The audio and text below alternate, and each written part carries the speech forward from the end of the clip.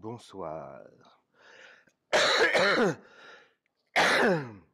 Bon, j'ai élaboré un système lumineux extraordinaire. Je vous le montre parce que sinon vous ne pourrez pas le soupçonner. Regardez. C'est beau, hein? C'est une guirlande lumineuse. Normalement, il y a plusieurs modes, en fait. Soit ça clignote, etc. Enfin bref, j'ai mis 5 minutes pour trouver le mode qui ne clignote pas. Et du coup, voilà, la lumière sans l'avoir en pleine face. Parce que si je mets la lumière de l'atelier, alors on éclaire la nuit, quoi. Donc, voilà.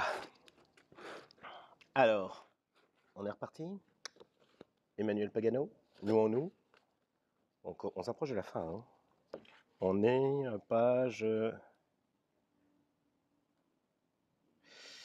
170. Voilà. Alors, je vais direct. Hein. Nous sommes ensemble depuis si longtemps, elle et moi, nous sommes si proches, qu'avec le temps et l'intimité, nos règles se sont synchronisées.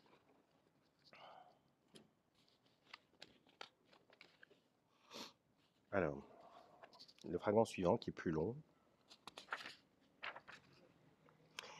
Il m'a quitté pour elle. Elle est si blonde et belle. Il disait ne pas pouvoir se passer d'elle, de ses couleurs, de son teint de craie, toutes ces craies jaunes, ocre, dorées par des soleils venus d'Espagne, de ses prémices océaniques, de son air saturé de sel à marée haute, de ses eaux de bronze, de ses pavés beiges en losange, de ses échoppes à un étage, laissant venir tout le ciel dans les rues, de ses odeurs de pin. Il me disait, elle a à ses pieds la plus grande forêt d'Europe, et ça ne lui suffit pas. Elle cache encore des arbres à l'intérieur. Et il me parlait des hauts tambours, des hauts bambous qui dépassent de jardins. Elle me parlait des hauts bambous qui dépassent de jardins invisibles, des lauriers roses au bord des villas, des mimosas, des acacias en fleurs, des cerisiers ramenant le Japon sur ses quais. Il voulait retrouver les bateaux. Il voulait à nouveau baigner dans toute son histoire multimillionnaire, tous ces vieux souvenirs portés par tous ces murs, ceux de tous les hommes et toutes les femmes qui vivent, mangent, dorment, jouent, aiment, souffrent, crient, pleurent et rient en elle. J'étais jalouse de cette ville et j'avais toutes ces raisons-là de l'être. Il m'a quitté pour elle. Hein. Attends, il l'a quitté pour une ville. Ben, elle a qu'à faire ses valises. Hein. Ben, il y a des gens, qui nous quittent et puis il y a des gens qui nous laissent partir.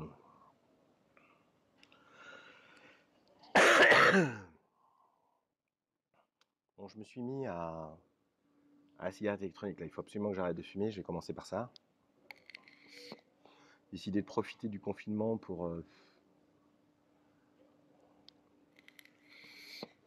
J'ai plus aucune excuse, plus aucun prétexte en fait pour ne pas arrêter de fumer. Par contre, quand on passe à la vraie cigarette, la cigarette électronique, ça défonce. Hein.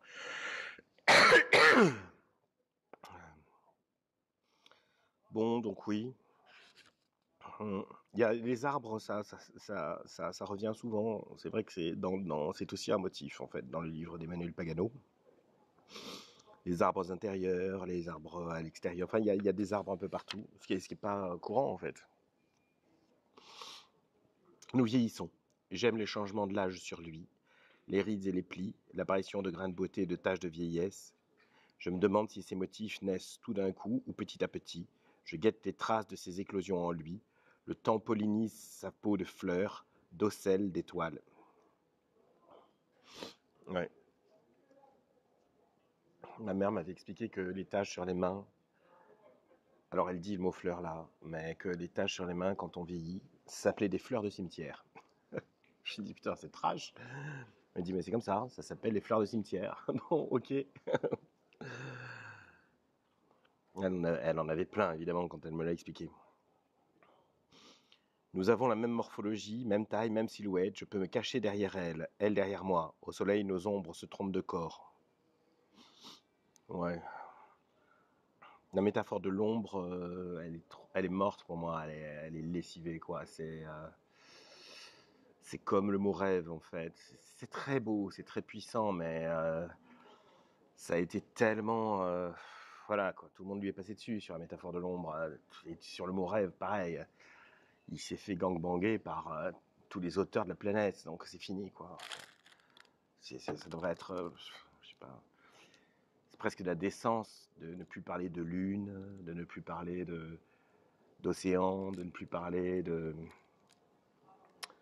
Mon Dieu, mais alors, comment ferait Pascal Quignard? Oh. Putain, Marc, t'es enregistré. Ah là là. Puis c'est Pascal Quignard. C'est sérieux. C'est sérieux, la poésie.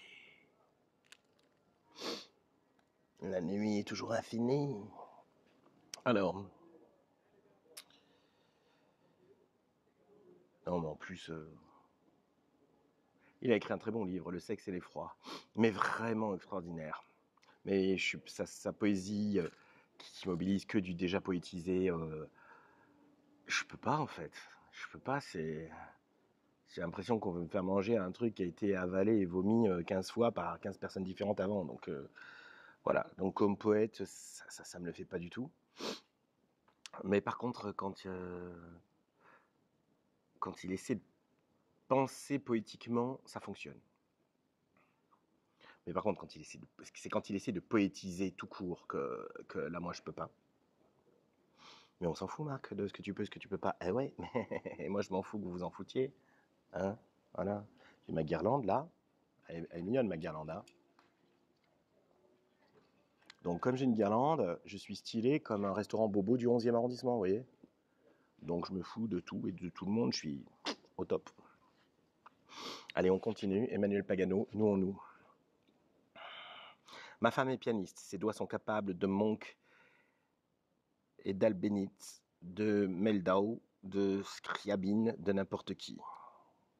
Merde, je connais que Monk dans cette liste. Moi, je vais googler après la suite. Incroyable. Je connais pas. Je n'arrive pas à vivre pleinement. Bienvenue au club. Excusez-moi. On reprend le fragment. Il y a des gens là qui arrivent à vivre pleinement. Si vous arrivez à vivre pleinement, vous m'envoyez un mail pour me dire comment on fait. Allez, on se calme. Je n'arrive pas à vivre pleinement. Je ne suis pas là, même avec elle. Je suis en veille. Quand elle me tire vers la vie, je me sens contraint, comme un animal réveillé trop tôt d'hibernation, par un dérèglement de son horloge interne, un changement brusque et inattendu du climat. Ce dérèglement, ce changement, pour moi, c'est elle. Elle est trop surprenante, trop vivante, trop printanière, et je ne suis pas prêt. Très très fort ça. Très très fort. Très très fort. Je ne sais pas si ça vous est arrivé, mais c'est vrai qu'on peut être attiré par quelqu'un parce qu'on a l'impression qu'il vit plus que nous, en fait. Il est plus près de la vie, en fait. Seulement, souvent, on est à la bonne distance, quoi, comme une planète du Soleil. Et cette personne qui nous rapproche, en fait, de la vie, ça nous épuise, en fait. Hein? Faudrait se rapprocher tout seul. Mais alors, quel intérêt? Tous les gens qui disent ouais, il faut pas avoir besoin de l'autre. Bon, alors ça sert à quoi alors? Enfin, si on n'en a pas besoin, qu'est-ce qu'il fout là? Pourquoi on se ferait chier en fait? Pourquoi pour le sexe? Mais le sexe, on peut l'avoir sans la relation. Alors pourquoi on se fait chier? Parce qu'il faut avoir un, enfin je sais pas, aimer sans avoir besoin. C'est quoi? C'est un élément de confort en fait. Je sais pas. Donc j'ai jamais compris ces histoires sur l'amour qui ne doit pas être une nécessité et même l'amour qui ne doit pas être un, je sais pas moi, un besoin en fait. Besoin, c'est plus profond que nécessité. Hein. Ah, aimer c'est ça, avoir besoin, c'est comme de manger quoi. Si c'est pas ça, eh ben,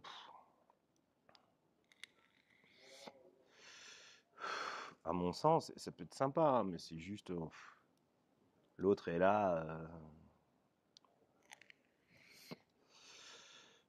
Comme un nouveau pull qu'on vient de s'acheter.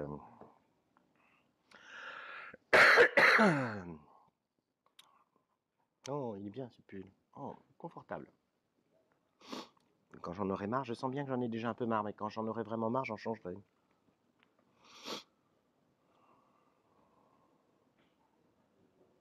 Je pense qu'il faut que ça soit du pain, là. Du pain à l'amour. Pas un pull. Putain, c'est quoi cette comparaison métaphorique? Bon, allez, sous la douche, l'eau tombante redessine sa colonne vertébrale. Ouh, chaud. Il y avait déjà eu des fragments comme ça, assez chauds. Mais là, c'est bien ça. Sous la douche, l'eau tombante redessine sa colonne vertébrale. Il y avait eu un morceau super chaud. Ah voilà, moi j'ai trouvé ça super chaud. Il faisait très froid, je n'avais pas mis mes gants. Il faisait très froid, je n'avais pas mis de gants. J'ai dégivré mes doigts entre mes cuisses avant de les poser sur sa peau. C'était juste ça le fragment. Je trouve ça super chaud. Et là, on en a un autre chaud sur l'eau qui redessine la colonne vertébrale. C'est élégant, c'est chaud, c'est élégant, c'est vraiment bien, quoi. Tous les témoins de notre mariage ont disparu. Nous en avions 2 chacun, 4 amis. Les siens sont morts, l'un d'un cancer, l'autre d'une crise cardiaque. Une des miennes s'est fâchée si fort avec nous que nous n'oserons jamais la recontacter et personne n'a de nouvelles de la deuxième, pas même son propre mari, ni ses grands-enfants. Elle est partie un jour en laissant une lettre dans laquelle elle demandait qu'on ne la recherche pas. Nous avons commencé à nous éloigner l'un de l'autre à la première disparition. Après la mort de son ami, il me reprochait de ne pas avoir été assez accueillante quand il venait nous voir, avant qu'il ne soit trop tard. Nous n'avons pas cessé de nous en vouloir depuis, pour des broutilles, pour les enfants que nous n'avons pas eus, pour tout, pour rien. À la dernière disparition, nous avions déjà entamé la longue et éprouvante procédure de divorce. Maintenant, nous n'avons plus de témoins. Qui pourra dire que nous nous sommes aimés?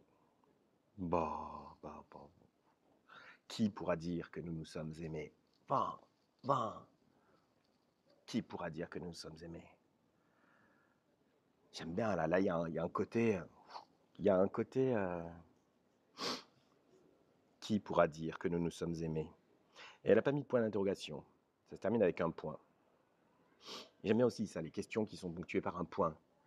De la même manière que j'aime les affirmations qui sont ponctuées avec un point d'interrogation.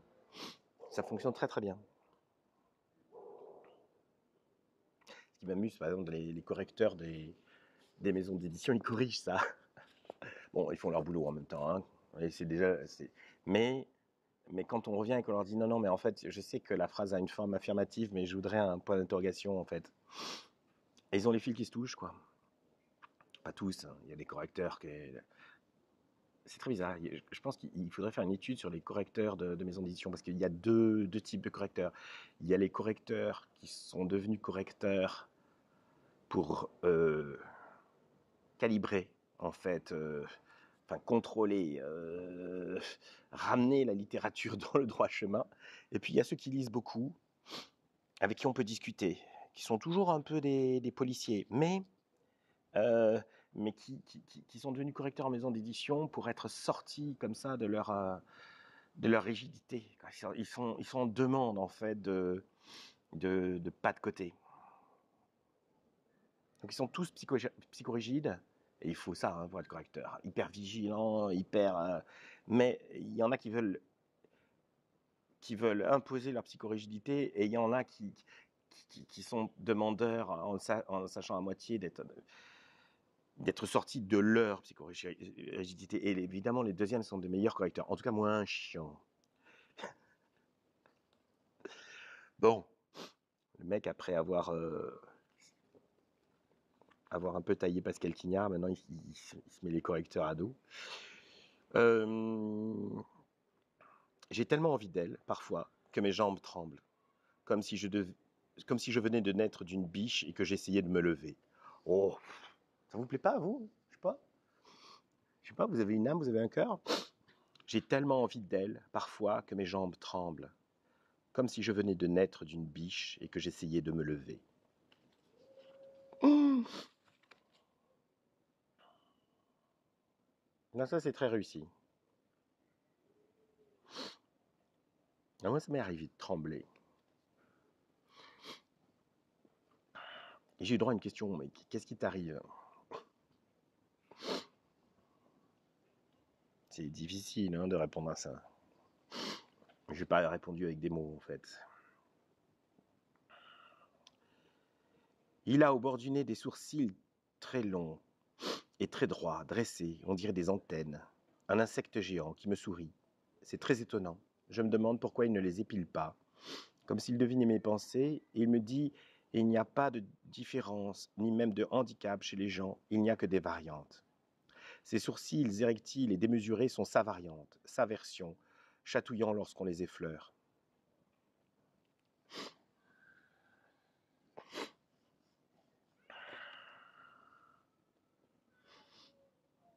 Et je l'ai rencontré en composant un mauvais numéro. Il avait une si belle voix en me disant que je devais faire erreur, je n'arrivais pas à raccrocher. Ça, on n'y croit pas du tout. Ça, c'est le fragment à rajouter pour un peu broder. Enfin, en tout cas, moi, j'adhère pas, je trouve inutile. Mais par contre, celui qui était avant était très intéressant. Hein. Et l'antépénultième, c'est ça. Hein. L'antépénultième, c'est pas l'avant-dernier, c'est l'avant-avant-dernier. Il était très bien. Là. De mon point de vue d'amateur, nous étions persuadés chacune des traces de l'autre. Qu'est-ce que ça veut dire? Qu'est-ce que ça veut dire? Je ne sais pas. Nous étions persuadés chacune des traces de l'autre. Nous savions qu'il nous trompe. Ah voilà. Ça y est, j'ai compris. Excusez-moi, mais ce truc-là, dont j'ai besoin pour la nicotine, me défonce les naseaux en fait.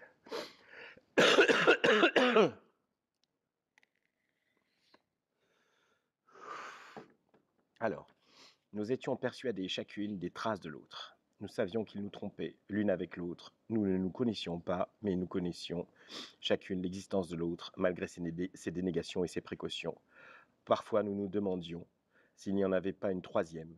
Mais d'elle, nous n'avons jamais été sûrs. De nous deux, oui. Il nous avait acheté un petit kit de toilette commun à toutes les deux, en disant bien sûr à chacune que c'était pour elle, un kit pour chez lui. Il voulait éviter que l'une oublie ses affaires dans la salle de bain, qu'aurait pu trouver l'autre. Il nous avait choisis avec des cheveux de la même couleur. Je ne suis pas certaine qu'il l'ait fait exprès. Il préférait les brunes, c'était évident, mais ça l'arrangeait pour les cheveux perdus partout, sur le canapé, sur son pull près de l'épaule. Nous avions à peu près la même taille, la même hauteur pour les câlins. Il nous offrait le même parfum. Quand je détachais de la brosse des cheveux morts, il souriait en me disant « Tu vois bien qu'ils sont bruns. » Bruns peut-être, mais ce n'étaient pas les miens. Ils étaient légèrement plus ondulés, ceux-là. Et moi, j'avais des pellicules que je l'imaginais trouver, elle, sur notre brosse commune. Et s'étonner, s'indigner, nier en avoir.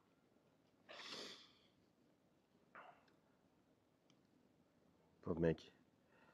Pauvre, mais ouais, il y a des femmes aussi qui font ça. Putain, je comprends pas. On n'arrive pas à se mettre dans la tête des gens dont on est très, très lointain, en fait. Il doit plus sentir. Envoyez-moi plus fort. Oh, mon Dieu, je suis au centre de l'univers. Ouais. Comme les troncs au centre du rond dans l'eau des toilettes. Rien n'est sale entre nous. Oh, c'est normal. Rien n'est sale entre nous. Après m'avoir fouillé de tous ses doigts, il se nettoie la main en se léchant longuement. Waouh! Waouh! Alors là, elle fait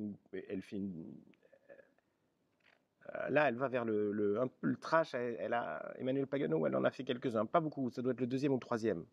Un peu de trash, toujours subtil, mais elle essaie de pousser tout en restant subtile. Je crois qu'elle essaie de tordre au maximum la subtilité, en fait, dans cela.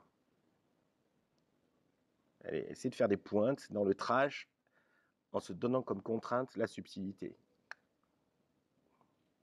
C'est pas paradoxal, ça, mais c'est réussi. Rien n'est sale entre nous. Après m'avoir fouillé de tous ses doigts, il se nettoie la main en se léchant longuement. Il humidifie son journal avec un vaporisateur pour éviter le bruit froissé des pages tournées quand il lit à mes côtés pendant que je dors. Oh putain! Et il est fou. Et toi, si ça t'attendrit, bah, t'es folle aussi, quoi. Je veux dire, vous êtes deux fous, mais si vous vous aimez, c'est super. Je suis content pour vous. Je l'attends. Je divise le temps en petites sections et j'essaie de m'occuper, de remplir le temps comme s'il était un espace. Le quadriller, le décomposer en petites unités, comme au collège, il y a des années, quand je m'ennuyais tellement que je dessinais puis coloriais 55 cases pour faire passer l'heure de cours. J'élabore tout plein de petits stratagèmes pour vivre jusqu'à la date de son retour. Je m'invente des choses à faire pour colorier mes nouvelles cases. Ma vie se calque sur un compte à rebours. Mon cœur est devenu une montre, un compteur, un minuteur très précis que je voudrais programmer sur le jour, l'heure et les minutes de son avion. Mais il ne m'a toujours pas dit quand il rentrait. Ouah. Alors on retrouve le motif du coloriage, hein, du dessin qui est apparu plein de fois. Et là, voilà, c'est la surprise avec la dernière fin, avec la phrase de fin, qu'elle n'a pas fait du tout dans tous les fragments, hein, mais dans certains. Dans certains, il y a c'est un peu le même effet que Sixième Sens. Vous voyez ce film avec Bruce Willis, là, on découvre à la fin que le psychothérapeute, lui aussi, est mort. Je viens de vous défoncer le film Sixième Sens dans la dernière minute. Voilà, la phrase qui retourne tout. C'est bien, ça fonctionne bien. Mais il ne m'a toujours pas dit quand il rentrait. Ça fait tout, en fait. Ça, c'est très intéressant, parce qu'il y a Francis Bacon qui explique ça. À un moment, il a une phrase, moi, qui m'avait beaucoup marqué. Elle avait dit « Un simple coup de pinceau peut changer toutes les implications du tableau. » Je suis quasiment certain que je la cite correctement. Et là, si on s'arrête avant cette dernière phrase, c'est pas du tout le même fragment. Il suffit qu'elle rajoute « Mais il ne m'a toujours pas dit quand il rentrait ». Et là, on gagne le fragment, je sais pas, sa qualité est doublée, triplée. Et, et voilà. Et pour Bacon, il suffisait de faire le bon geste, un seul geste, bon endroit, pour multiplier, en fait, pour catalyser, je sais pas comment dire, pour faire exploser, en fait, la qualité du tableau, ou le tuer, en fait. En tout cas, ça pouvait changer toutes les implications du tableau.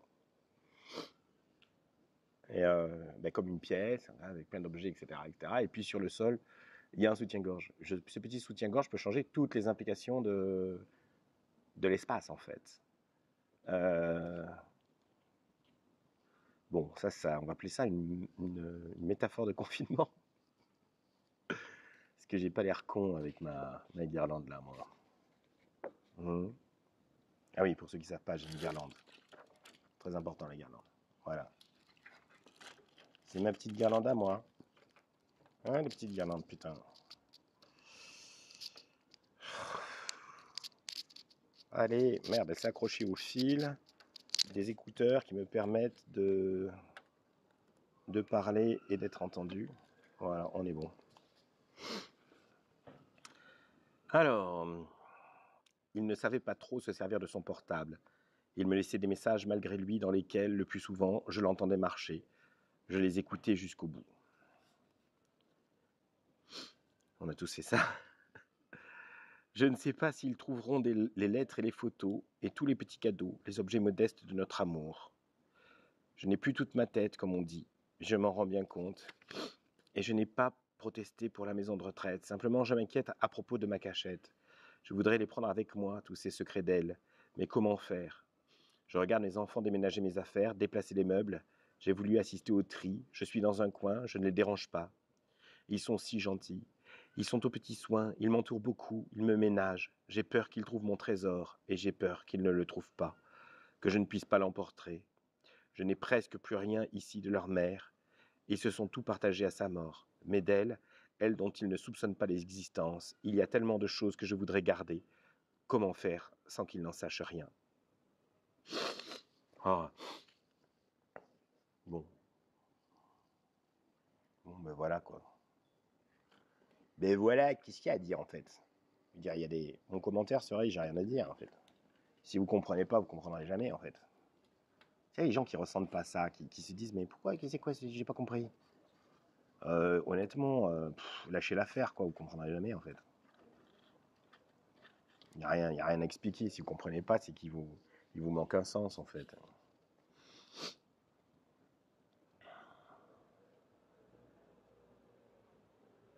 Je caresse les protections auditives qu'il a oubliées sur ma table de nuit. La cire a épousé le creux de ses oreilles. Je les prends dans ma paume. Je tiens au chaud l'empreinte de cet endroit si fragile. Je contiens son écoute. Je garde son sommeil dans ma main.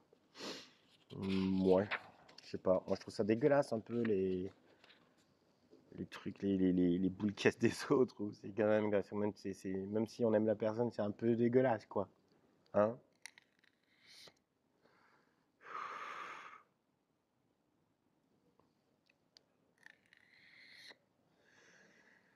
C'est dégueulasse, mais mélangé à la cire, en fait. Je sais pas pourquoi. Miel d'oreille, cire, je trouve que c'est un mélange qui est pas terrible, quoi. Et puis à toucher, c'est dégueulasse. La cire, c'est dégueulasse à toucher. Le miel d'oreille, on peut pas dire que ça soit terrible. Et du coup, le mélange, enfin, je sais pas, je verrais ça sur une table de nuit, que ça soit des protections auditives ou des. Ah, elle a dit protection auditive au lieu de boule caisse. Oui, protection auditive. Je trouve ça dommage. J'aime bien boule caisse. Protection auditive, c'est un peu artificiel comme. Je sais pas, ça m'intéresserait de savoir pourquoi elle a remplacé boule caisse par protection auditive. C'était quoi son raisonnement? À l'entraînement, nous n'avions qu'une grande serviette pour deux. Au lieu de nous en servir l'un après l'autre, nous nous en servions ensemble, en la tenant chacun par un bout. Nous nous retrouvions au milieu. Oh, ils sont beaux! Ils ont fait des calédonies. C'est les calédonies d'amour. À la plage. Vous avez jamais fait le calédonie? Ah. J'ai une drôle d'émotion à prononcer en public. Et en son absence, les noms, prénoms de celui que j'aime. Je le fais tout le temps. Ça, alors là, ça, c'est génial. Ça, c'est un truc, j'en parlais avec un ami il y a longtemps. Et il me disait, est-ce que tu as remarqué que quand tu plais à une femme qui est en couple, mariée ou pas, elle passe son temps à répéter qu'elle est en couple. Et en fait, c'est très très vrai. Ce qui fait qu'en fait, c'est-à-dire que en fait, la discussion est complètement, comment dire, normale, hein, enfin, mais, euh, mais elle met à distance sa propre attirance en parlant sans arrêt de son copain, en fait, en mentionnant qu'elle est avec quelqu'un. Je suis avec quelqu'un. D'ailleurs, mon copain est truc, etc. Et en fait, en face, alors soit elle vous plaît, donc vous dites ah merde, et en même temps vous dites ah chouette, quand je lui plais. Mais soit vous n'en avez rien à foutre, et intérieurement vous vous dites mais je m'en fous, que soit tu peux être avec une, deux, trois personnes, je m'en fous, arrête de le répéter. Enfin bref, bon ça marche aussi pour les mecs, hein. C'est un signe en creux en fait. Eh là là, il y a que les petits jeunes, ils tombent dans le panneau, ils se disent oh je l'intéresse pas. Mais non couillon. S'il te répète 3 fois qu'elle a un copain, c'est que tu lui plais. Peut-être qu'elle le sait même pas elle-même, elle le sent mais elle le sait pas, mais tu lui plais. Alors, en glissant mon sexe entre ses seins, je cherche un battement. Je voudrais qu'elle les serre plus encore, qu'elle les referme sur moi, et en même temps je rêve qu'elle s'ouvre, qu'elle écarte sa poitrine des 2 mains jusqu'à déboutonner son thorax, jusqu'à ce que palpite dans mon sexe, tellement tout contre lui, son cœur à nu. J'ai mal lu là, hein. Je vais relire. Non, il faut que je réduise tout. En glissant mon sexe entre ses seins, je cherche un battement. Je voudrais qu'elle les serre plus encore, qu'elle les referme sur moi, et en même temps je rêve qu'elle s'ouvre, qu'elle écarte sa poitrine des 2 mains jusqu'à déboutonner son thorax, jusqu'à ce que palpite dans mon sexe, tellement tout contre lui, son cœur à nu. Pourquoi dans son sexe? Je sais pas. Ouais. Alors, bon, je pense qu'il est assez tard, les enfants sont peut-être couchés, il va falloir évoquer cette question de la branlette espagnole. Euh, Honnêtement, j'ai jamais vraiment compris en fait. J'ai pas compris, j'ai jamais compris cette histoire. Oui, ça peut être sympa d'essayer. Je vois pas le plaisir en fait. Je comprends pas le plaisir de ce truc. Je comprends pas. Euh, et je vois même pas le kiff symbolique, le kiff chorégraphique. Honnêtement, j'arrive pas à comprendre. Et je me demande, en fait, du coup, j'ai l'impression que c'est un geste, que, mais qu'en fait, je me dis que tout le monde doit être comme moi. Personne ne doit comprendre. Les gens doivent le faire pour le faire, assez de temps en temps, mais ça doit être un truc, je sais pas. Non, ça vous fait pas ça, vous? Peut-être qu'en fait, ça n'a jamais intéressé personne et que tout le monde s'est dit, bon, il faut le faire, quoi.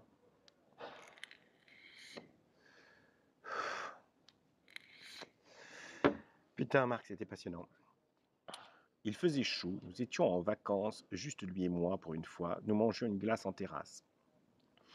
La bretelle de ma petite robe s'est cassée net, je l'ai retenue in extremis. Il m'a dit ne bouge pas, il s'est levé et je l'ai vu se diriger vers l'hôtel.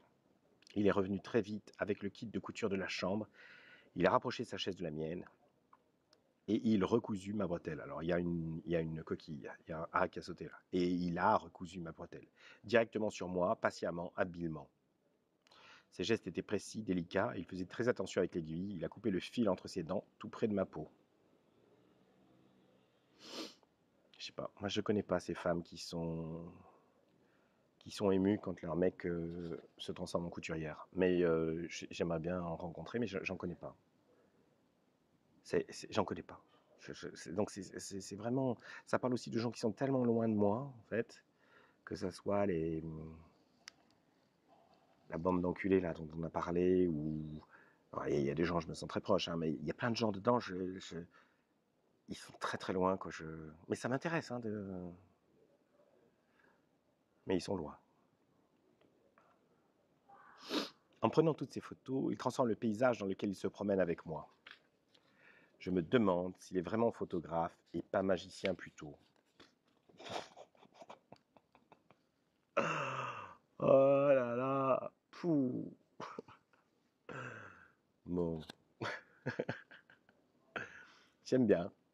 Pour moi, ce fragment, ce fragment, je le récupère par une sorte de... C'est l'expression d'une naïveté, d'une grande naïveté, bon, de la... Oh, je suis un magicien. C'est mignon.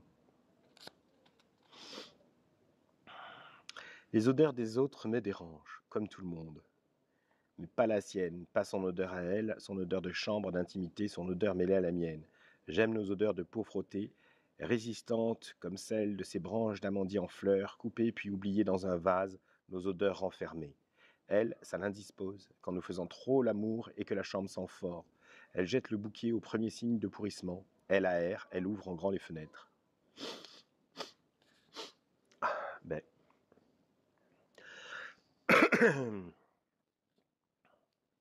C'est davantage un motif de honte chez les femmes que chez les hommes. Personne n'en parle en fait, mais les femmes, elles ont toujours peur en fait de leurs odeurs.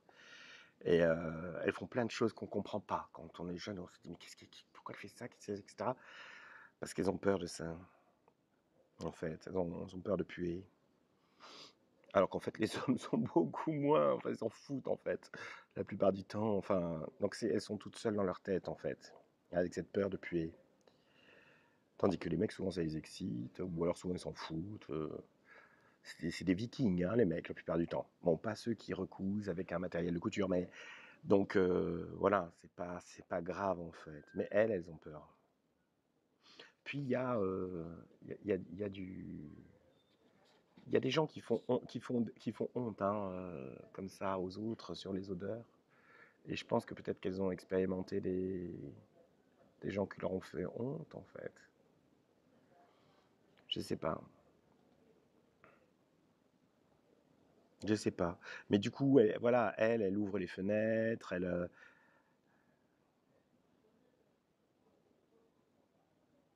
mais parce que c'est un souci pour elle, en fait. Avant même que la chambre sente fort. C'est une belle expression, ça. Ça l'indispose quand nous faisons trop l'amour et que la chambre sent fort. C'est un verbe bien choisi, ça l'indispose.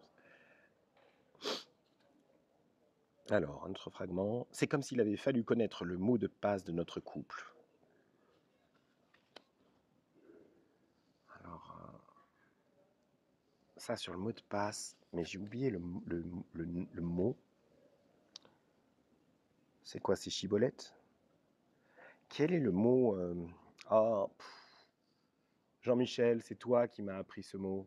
Si jamais tu regardes cette vidéo, il faut que tu me redises le mot.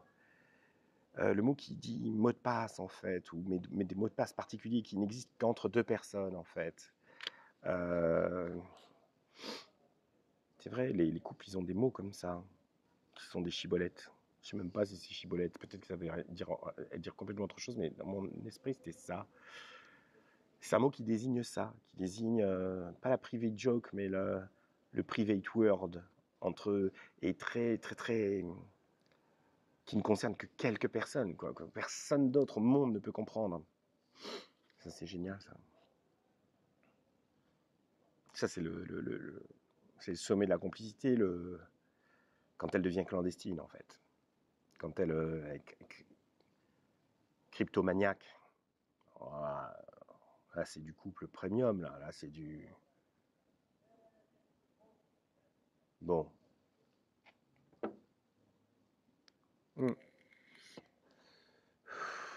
Oula, ça éclaire beaucoup. Peut-être qu'il faudrait que j'accroche un petit... un truc qui... Attendez, je vais prendre une branche. Ah, si je fais comme ça, non. Non. Je m'étais dit que ça aurait été bien qu'on voit une petite lumière sur la caméra, mais non, en fait, c'est trop loin, c'est trop près, ça fait un truc énorme. Alors, on continue? Oui, oui, tonton Marc, raconte-nous des histoires le soir de confinement.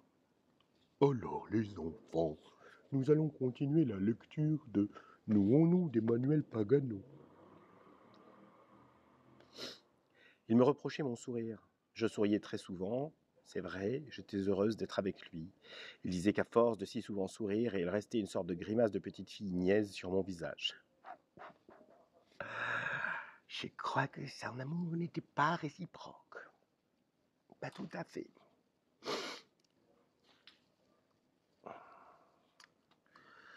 Dans ses armoires, ses commodes, ses placards, il a tellement d'habits, de chaussures, de sous-vêtements, de chapeaux, de gants, tous de tissus ou de matières différents, naturels et artificiels, laine, soie, lin, rayon, coton, acrylique, cuir, peau, plastique, de tenues de style d'hiver, du plus vulgaire au plus sophistiqué, du plus banal au plus loufoque, de tous les âges et même de tailles variables, pour tous les endroits de son corps, des pieds à la tête, jambes, genoux, cuisses, hanches, ventre, épaules, cou, bras, mains, que je soupçonne d'être plusieurs hommes, d'être tous les hommes réunis.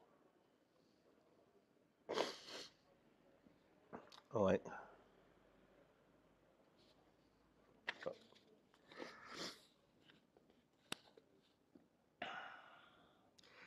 Il écrivait notre amour directement sur l'arbre en gravant dans l'écorce. On retrouve l'arbre. On écrivait, pas il écrivait.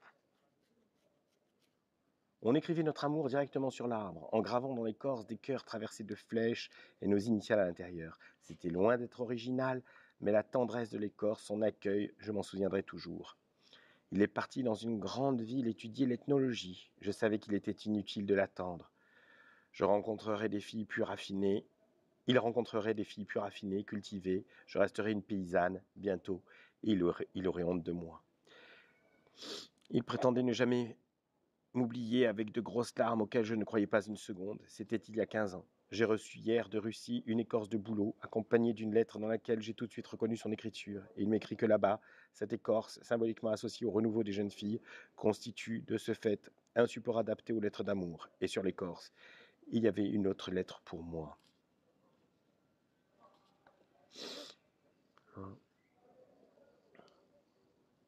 Bon, ben c'est Sylvia, là. La petite paysanne. Bon, Sylvia a eu moins de chance que cette femme. Il y a dans une chanson de Reggiani, je crois que c'est l'italien, quand il dit il ne me reste qu'une seule chance, c'est que tu n'aies pas eu ta chance. Et bon, là, voilà, quoi. Le mec, il lui envoie, soit on pense qu'il l'a jamais oublié, soit on pense qu'en fait, il s'est pris une série de râteaux, et il se rabat sur la petite paysanne selon qu'on est psychotique ou réaliste. Je sais pas pourquoi, je suis très en forme aujourd'hui, ce soir.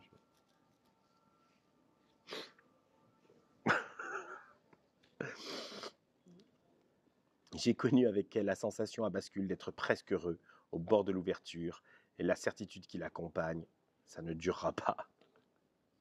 On va s'arrêter là, parce que c'est... Faut que je me trouve dans un état qui est très étrange. qui s'apparente à une sorte d'état Garcimore, nous l'appellerons. Et c'est pas... Ah.